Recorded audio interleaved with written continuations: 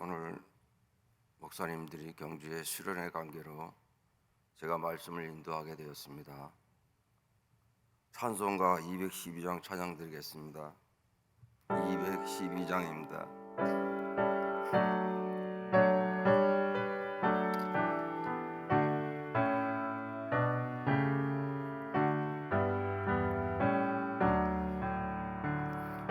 손이 주를 섬길 때 괴로운 일이 많으나 구주여 내게 힘 주사 잘 감당하게 하소서. 인자한 말을 가지고 사람을 감화시키며 갈 길을 잃은 우리를 잘 인도하게 하소서. 구주의 귀한 인내를 깨달아 알게 하시고 굳건한 믿음 주셔서 늘 승리하게 하소서. 장래의 영광 비추사 소망이 되게 하시며 구주와 함께 살면서 참 평강 얻게 하소서.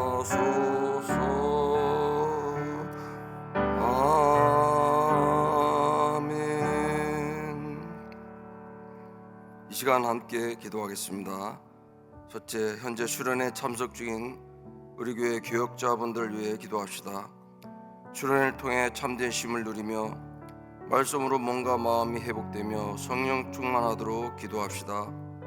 둘째는 나라와 민족을 위해 기도합시다. 세워진 지도자들이 조국을 사랑하는 마음으로 지혜롭게 나라를 이끌며 한 마음으로 맡겨진 책임을 성실히 감당하도록 기도합시다. 셋째는 목장과 교회가 후원하고 있는 140개 후원 목장 선교를 위해 기도합시다. 선교사님들과 후원하는 목장이 잘 소통하며 선교지에 제자가 세워지고 지도자들이 영육간 강건하며 교회가 세워지도록 함께 기도합시다. 사랑과 은혜가 풍성하신 하나님 아버지, 오늘도 우리를 기도의 자리로 부르시고 주의 음성을 듣게 하시니 감사합니다. 수련회 참석 중인 우리 교회 귀한 교육자분들이 바쁜 사역의 현장에서 잠시 멈추고 재충전을 위해 수련을 하고 있습니다. 수련회 또한 참된 쉼을 누리게 하시고 주님 안에서 몸과 마음이 회복되게 하여 주옵소서. 선포되는 말씀 가운데 성령께서 깊이 역사하셔서 지친 심령의 새 힘을 더하시고 부르심의 감격과 사명의 기쁨을 다시 회복하게 하옵소서. 성령 충만함으로 맡겨진 각 교육부서와 섬기는 사역 끝까지 충성되게 감당하게 하옵소서. 나라와 민족을 위해 기도드립니다. 하나님께서 세우신 이 땅의 지도자들에게 조국을 사랑하는 신실한 마음을 허락하시고 사사로운 이익이 아닌 정의와 공의를 따라 나라를 이끌 수 있는 지혜와 분별력을 더하여 주옵소서. 서로 갈라지고 다투기보다 한 마음으로 협력하여 맡겨진 책임을 성실히 감당하게 하시고 모든 결정과 정책 위에 하나님의 뜻이 이루어지게 하옵소서. 이 나라가 하나님을 경외하는 나라 되게 하시고 다음 세대에 희망을 불려주는 복된 민족이 되게 하여 주옵소서. 셋째, 목장과 교회가 후원하고 있는 140개 후원 목장 선교를 위해 기도드립니다. 후원 목장과 소통이 잘 되게 하여 주옵시고 각 선교 현장마다 하나님의 보호하심과 인도하심이 함께하여 하시고 성지사슴이 온 가족 영육간에 강건함을 허락하여 주옵소서. 어려운 환경 속에서도 낙심하지 않게 하시고 복음을 전할 때 성령의 능력이 나타나게 하셔서 열매 맺는 사역이 되게 하여 주옵소서. 저희가 드리는 기도와 후원이 단순한 도움이 아니라 하나님의 나라를 확장하는 귀한 통로가 되게 하옵시고 함께 동역하는 기쁨을 날마다 누리게 하옵소서.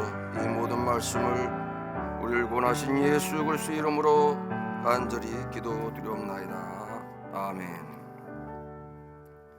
오늘 말씀은 요한복음 7장 1절에서 9절 말씀입니다.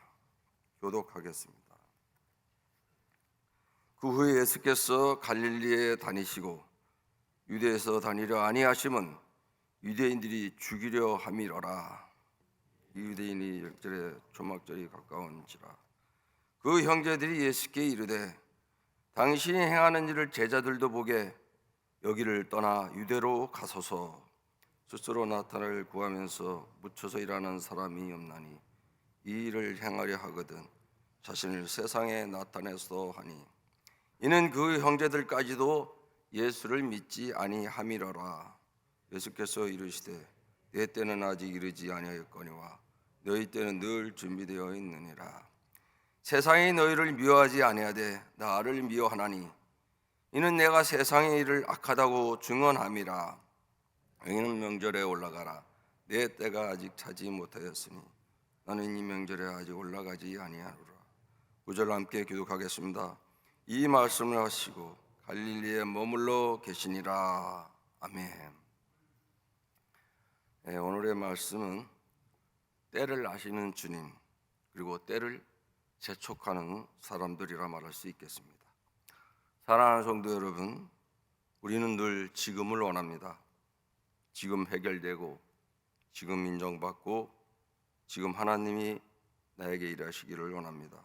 그렇죠? 기도도 그렇습니다. 하나님, 언젠가가 아니라 지금 응답해 주십시오. 왜 아직입니까? 왜 이렇게 응답이 더딥니까? 오늘 본문에 등장하는 예수님의 형제들도 똑같습니다. 예수님 가장 가까운 사람들이 누구입니까? 형제들이지요. 야고보, 요셉, 시몬, 유다. 그런데 이 형제들은 예수님을 가장 잘 이해하는 사람들이 아니었다는 것입니다. 오늘 본문은 하나님의 때와 인간의 때가 어떻게 충돌하는지, 어떤 믿음의 자세를 우리가 취해야 하는지를 보여줍니다. 요한복음 7장 1절부터 살펴보겠습니다. 그 후에 예수께서 갈릴리에 다니시고 유대에서 다니려 아니하심은 유대인들이 죽이려 함이로라. 여기서 그 그 후에라는 시기는 바로 6장 4절에 기록한 유월절 이후와 7장에 나오는 초막절 이전까지 약 6개월이 지난 후를 말합니다. 쉽게 말해서 6장과 7장 사이에 벌써 6개월이 경과됐다는 것입니다. 그런데 지금 상황은 매우 예수님이 위험함을 알리고 있습니다. 예수님은 5장에서 안식일의 병을 고치신 이후로 유대 종교자들에게 살해 위협을 받고 계셨습니다. 그래서 예수님은 갈릴리에 머무르시려고 합니다. 유대인들이 무서워서가 아니라 도망이 아니라 하나님의 때를 기다리는 것입니다. 여기서 중요한 사실 하나는 예수님은 아무 생각 없이 움직이지 않으시다는 것입니다. 모든 걸 알고 계시고 구원 사역을 방해하는 사탄의 계략도 모든 상황을 스스로 통제하고 계신다는 것입니다. 그런데 이때 예수님의 형제들은 겉으로는 믿음 있는 것처럼 말을 하지만 실제는 예수님에게 전혀 도움이 되지 않습니다. 3절 4절 함께 읽겠습니다.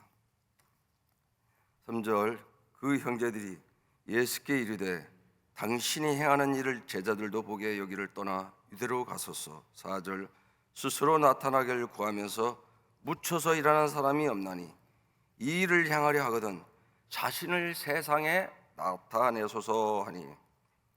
예수님이 동생들 하는 이 말은 들어보면 맞는 말인 것처럼 보입니다. 예수님의 사역을 응원하는 것처럼 보입니다. 그러나 실제는 조롱의 말인 것입니다. 예수님께서 하나님 일을 한다면 사람들 앞에 나아가야 하지 않겠는가? 갈릴리 이런 작은 마을보다 큰 유대 땅에 가서 공개적으로 자신을 드러내면 좋지 않은가? 아니, 이 작은 무대보다 큰 무대를 가서 뜻을 펼치고 우리 형님 덕에 우리도 좀 인기도 먹고 그런 인간적인 생각을 있을 수도 있습니다. 마침 기회가 왔는데 2절 초막절입니다. 유대인들이 지키는 가을의 큰 절기인 초막절이지요.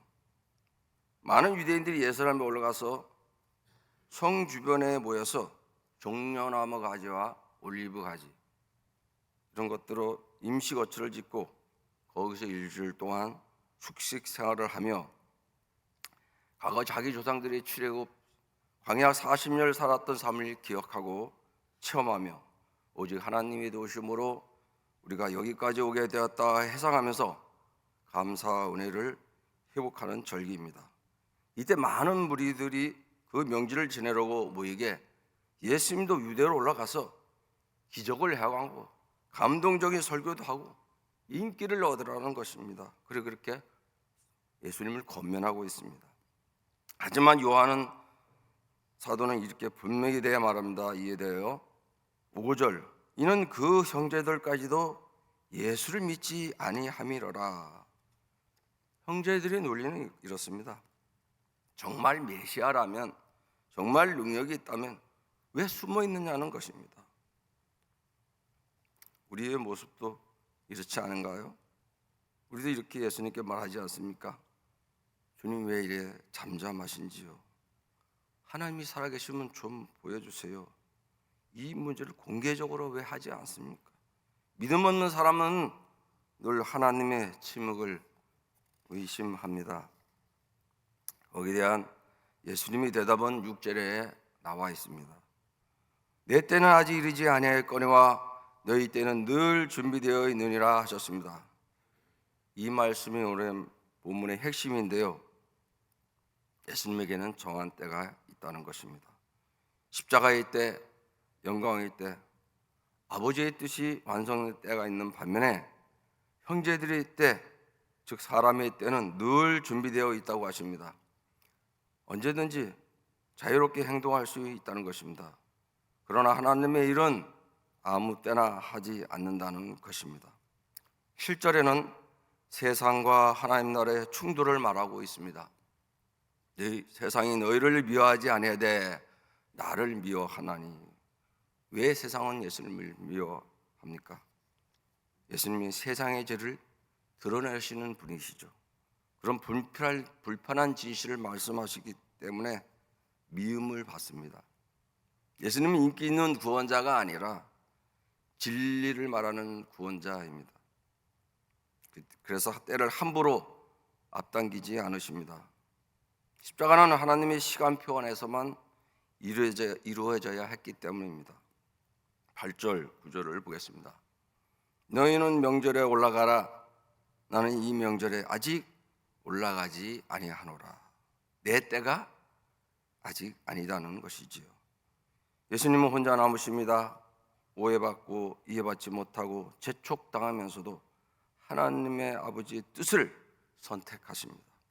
이 장면은 십자가의 그림자이기도 합니다. 아무도 예수님이 십자가에 잡힐 때 사람들은 그 타이밍을 이해하지 못했고 결국 예수님은 혼자 그 길을 가셔야 했습니다. 성경은 믿음 없는 예수님의 형제를 비난하라는 것이 아닙니다. 예수님의 동생들도 결국은 부활하신 주님을 믿고 기도의 사람이 되었습니다. 사도행전 1장 14절을 보면 여자들과 예수의 어머니 마리아와 예수의 아우들과 더불어 마음을 같이하여 오로지 기도에 힘쓰더라 라고 기록되어 있습니다. 그들이 변한 것입니다. 오늘 우리에게 주시는 메시지는 무엇입니까? 첫째로, 하나님은 늦지 않으시다는 것입니다. 우리가 보기에 좀 늦을 뿐입니다. 하나님은 한 번도 지각하신 적이 없습니다. 아브라함에게도 요셉에게도 다윗에게도 하나님의 때는 언제나 정확했습니다. 두 번째로, 조급함은 믿음의 적입니다. 형제들의 문제는 정보 부족이 아니라 믿음의 부족이었습니다. 그들도 기적을 보았지만, 말씀을 들었지만 하나님의 때를 알지 못했고 신뢰하지 못했습니다. 세 번째로, 예수님은 지금도 우리를 위해 어느 때가 가장 합당한지 아신다는 것입니다. 여러분들이 기도하는 응답을 얼마나 애타게 기다리십니까? 그런 관계 회복, 모든 기도 제목들 있습니다. 그 상황을 예수님은 지금도 다 알고 계시며, 그리고 여전히 말씀하십니다. 내 때는 아직 이르지 아니하였거니와. 사랑하는 시민 성도 여러분, 기다림은 믿음의 가장 깊은 표현입니다. 기다림은 아무것도 안 하는 것이 아닙니다. 기다림은 하나님을 신뢰하는 가장 적극적인 믿음입니다. 예수님은 사람들의 압박보다, 오해보다, 외로움보다 아버지의 뜻과 때를 붙드셨습니다. 오늘 우리도 이렇게 고백할 수 있기를 바랍니다. 주님, 제 때가 아니라 주님의 때를 기다리겠습니다. 힘들지만 기다리겠습니다. 그때 하나님은 가장 정확한 순간에 가장 안전한 방법으로 우리 삶 가운데 주님은 일할 것입니다. 아멘. 할렐루야. 기도하겠습니다. 하나님과 은혜가 풍성하신 하나님 아버지, 오늘의 말씀을 통해 우리 안에 조급한 마음을 오게 하시고 하나님의 완전한 때를 보게 하시니 감사합니다. 우리는 너무 자주 지금을 원하며 하나님 뜻보다 세상의 방식을 앞세웠음을 고백합니다. 주님을 도와준다는 것이 오히려 주님의 일을 방해하는 예수님의 형제들 같이 저희 안에도 그런 모습이 있었습니다. 주님 용서하여 주옵소서. 예수님께서 내 때는 아직 이르지 아니하였다라고 말씀하신 것처럼 하나님께 분명한 때와 계획이 있음을 저희로 믿게 하여 주옵소서. 하나님 늦으신 분이 아니라 언제나 가장 정확한 시간에 일하시는 분임을 신뢰하게 하여 주옵소서. 기다림 속에서 흔들릴 때에도 원망과 의심이 우리 안에 있지 않도록 마음을 붙들어 주옵소서. 세상 방식이 아니라 하나님 나라의 길을 선택하게 하시고 인기와 인정이 아닌 하늘 아버지 뜻을 따르셨던 예수님의 마음을 우리에게 허락하여 주옵소서. 저희들 마음속에 간절한 기도의 제목, 말로 다 할 수 없는 탄식까지도 우리 주님께서 아심을 믿습니다. 내 때는 아직 이르지 아니하였거니와 라는 말씀이 절망으로 들려지지 않고 소망이 되게 하시고 포기가 아니라 신뢰가 되게 하여 주옵소서. 오늘도 우리 때가 아닌 하나님의 때를 붙들며 살아가기를 원하고 우리의 모든 삶을 주님께 맡겨드립니다. 특히 이 새벽을 깨우고 주님 전에 나와 간절히 기도하는 주님의 자녀들에게 오늘도 기도의 문을 열어 주옵시고 주님과의 소통이 있게 하옵시고 평안을 허락하여 주옵소서. 감사드리며 예수님의 이름으로 기도드리옵나이다.